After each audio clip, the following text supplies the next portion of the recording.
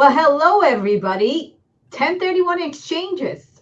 We have the expert here to give us more information about 1031 exchanges, how they work, how agents can use that to drum up more business for themselves and for their company. So thank you for joining us. My name is Roxanne Govari with Pemberley Realty here in San Diego, California, along the side of my partner, Santiago Guerin.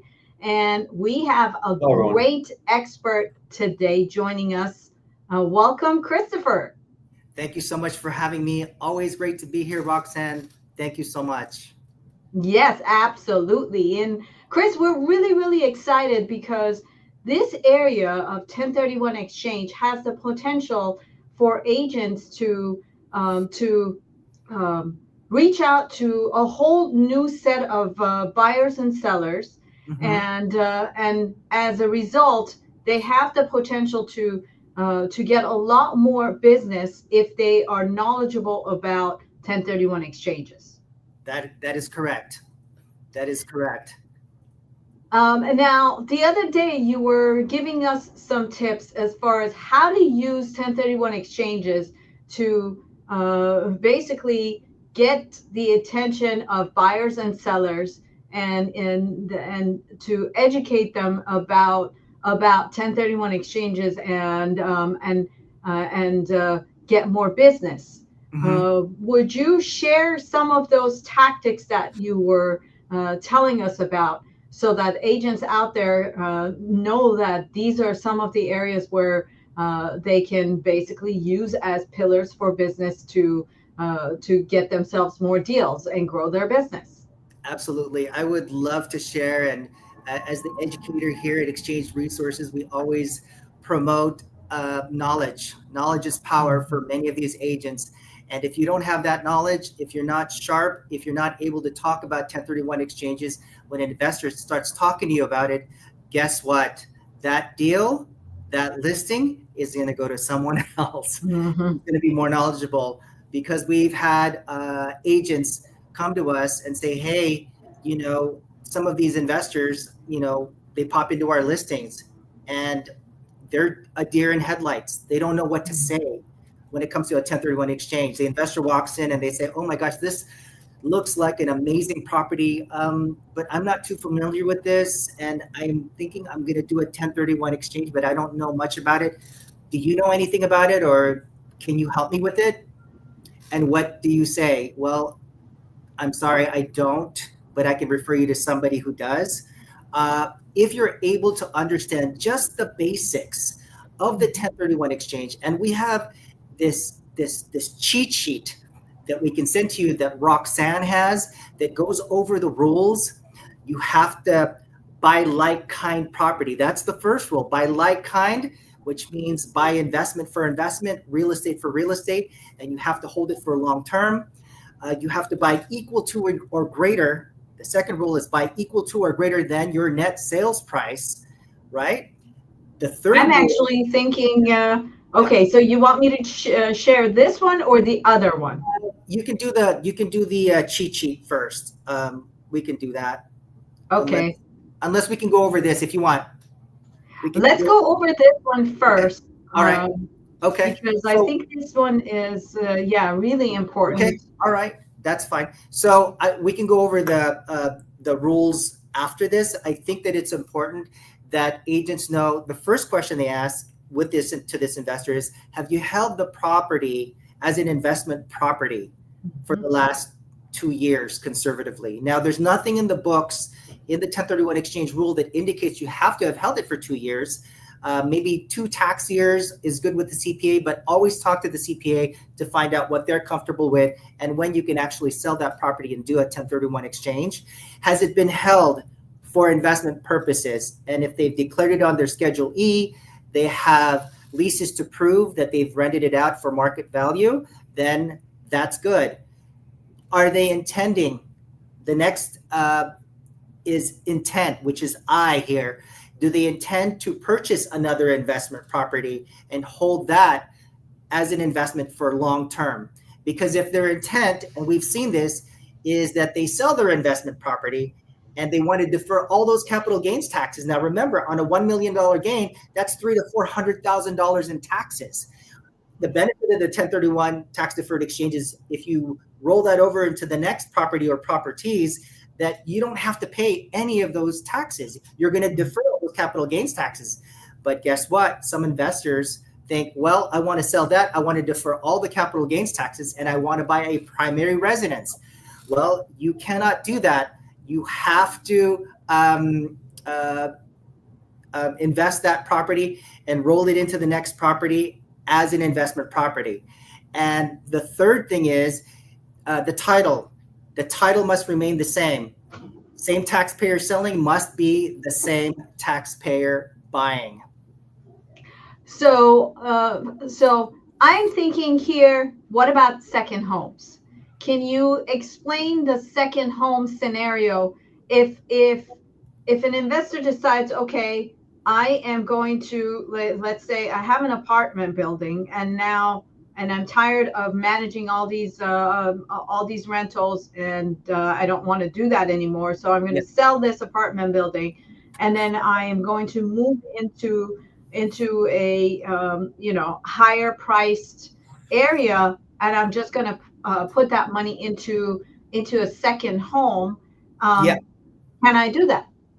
So second homes do not qualify for a 1031 tax deferred exchange. Okay, if you're going to do a 1031 exchange and buy a second home, it has to be rented. All right. Same goes for if you have a second home, it has to have been rented. And there are two rules that qualify the second home for a 1031 exchange. The number one rule is the 14-day rule. It must be rented out for 14 days during that year, and the maximum usage for the investor to use that as a second home is 14 days. So 14 days rented out, 14 days used. And this is for investors who have properties that are, significantly far away from them and where it's you have to fly there, or maybe it's just such a long distance drive that they don't use it very often. So that's the 14-day rule. Okay. And you have to do this for 2 years. That way you have a history of renting it out for 14 days and using it for 14 days. Now, for many investors who want to use it more, the reason why this is the rule is because they want to max out or limit the amount of usage as a second home. Okay. The second rule is the 10% rule. If you rent out the property for, let's say, 300 days, the maximum amount that you can use it is 10% of that 300 days, which is 30 days.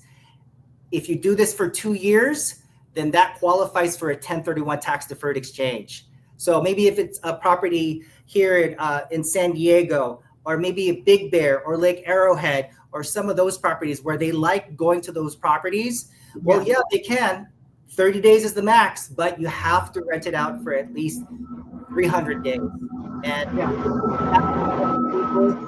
the 10% rule, but you do have to fall within those rules. Does that make sense? Yeah, absolutely. Okay. That makes sense. So how would you say an agent could use the 1031 exchange rule and to gain more clients? So yes, that's a very good question. So the answer is, right, if you want to get more business in the future, you need to start doing it now. And we do have letters and newsletters that they can send to the investors, absentee owner investors within their farm area. Okay. That is the cheat sheet, which is it goes over the rules. Did you want me to go over the rules right now? I like you to talk about the letters because that's really, really good to talk about the letters. Who would you send those letters to? And and how would you use the letters to get your phone to ring? Yes, exactly. So basically, what they need to do is they need to talk to their friendly neighborhood title rep and get all of the information of the investors, uh, absentee owners within their area. Okay. Try to get lists of people who own their property for at least maybe 15 years, who have had significant an equity gain over the last 15 years, maybe properties with very little debt. Those are the Mhm. types of investors that you want to reach out to who have held those properties. And some of these investors may have already lost their depreciation because for a residential property, 1 to 4 units, it's 27 and a half years.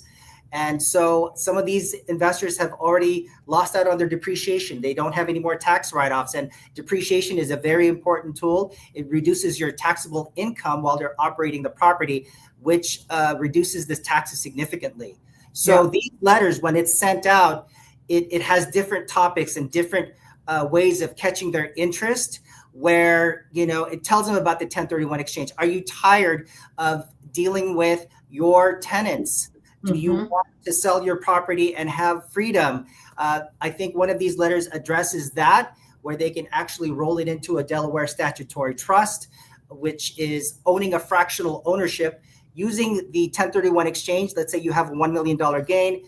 You can roll that into a like-kind property, which is a Delaware statutory trust. It's fractional ownership of a portfolio of real estate, which gets the investor a monthly residual income, but it frees them from having to manage properties for the next 5 to 7 years. After that 5 to 7 years, then they can roll it back into another Delaware statutory trust or roll it back into traditional real estate. So that definitely all the benefits of real estate are there. And these are senior living, student housing, triple net leases, warehouses, and that sort of stuff. So these letters are very important because you can send them out on a monthly basis, put it in a drip campaign, and send it out to those investors that you are able to find utilizing your title rep.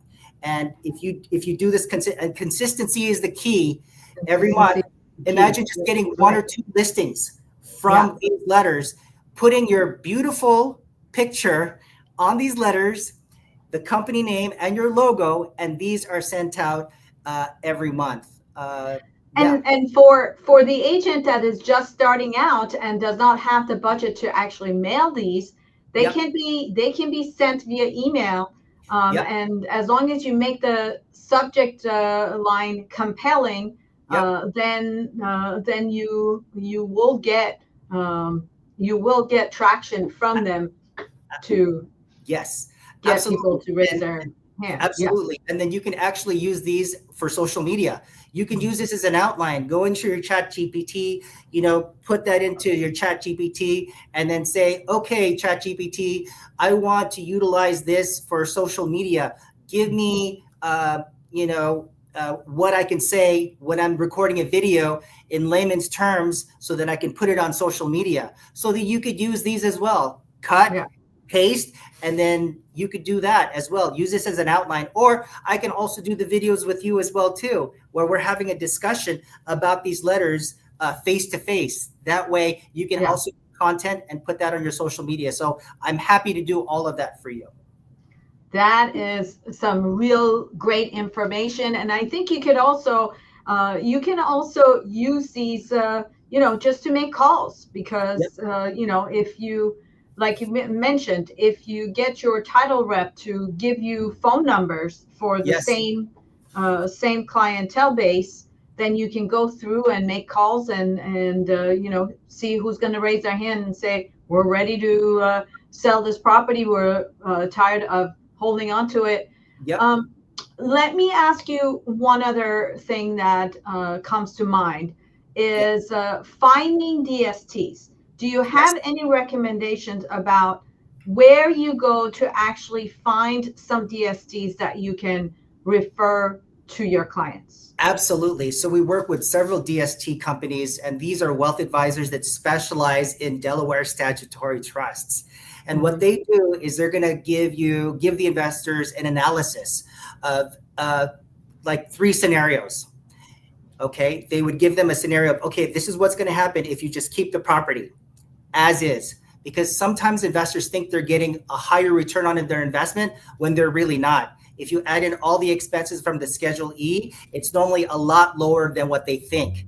So the DST representative specialist will go ahead and do that scenario and do all the calculations so that they see exactly what their return on investment is. The second scenario would be if they were to just sell it, how much they're going to be paying in taxes.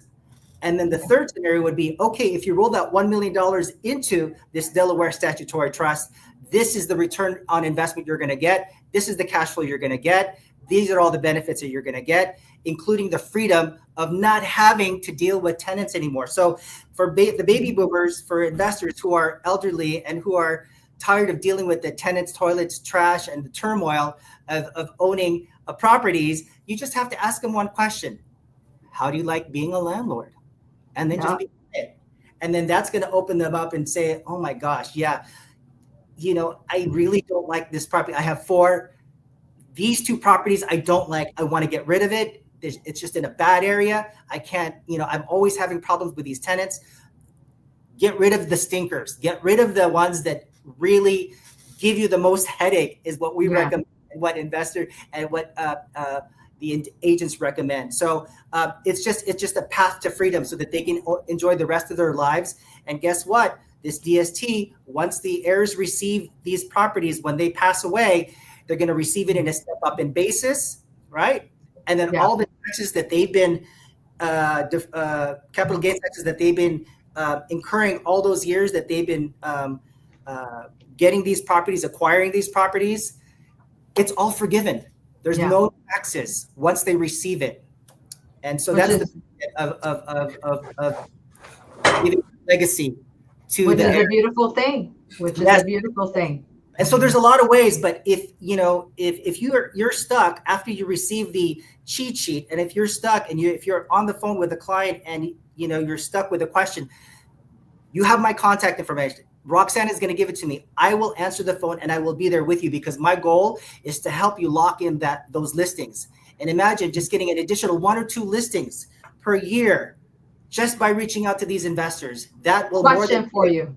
Yeah. Does Exchange Resources only operate in California or do you operate in other states? So we have offices in other states, but we handle all 50 states. So if the investor is selling in San Diego and wants to buy in Texas or Oklahoma or,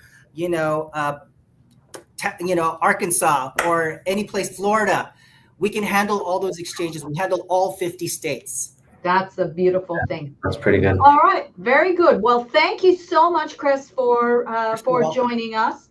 And audience, if you are watching us on YouTube or on other social media, and you would like to get in touch with me, there's my phone number. If you are trying to reach out to Santiago, there is his phone number. And if you are trying to get in touch with Chris, I have to give Chris's phone number next. So give me a minute to do that. In the meantime, there is my email address. If email is your preferred method, and also, if you are thinking of joining us, if you are thinking of joining Pemberley Realty, you can also reach out to us at our website, joinpemberley.com. And if you are thinking of reaching out to Chris and asking him for further information about 1031 exchanges, you can reach out to him via his phone number, or you can also reach out to him via his email address. And Chris, I hope that it's okay for me to share your phone number and your email address, which is right there. So thank you everybody for joining us today, and of course, If you are watching us on YouTube, we would really appreciate it if you also give us a thumbs up and subscribe to our channel, so that as we post further videos, you have a chance to be notified and see them. And make it a great day. Thank you Bye, so much, everyone. y'all. Bye, Thank you everyone. for joining us today. You're so welcome. Thank you, Chris. Thank you.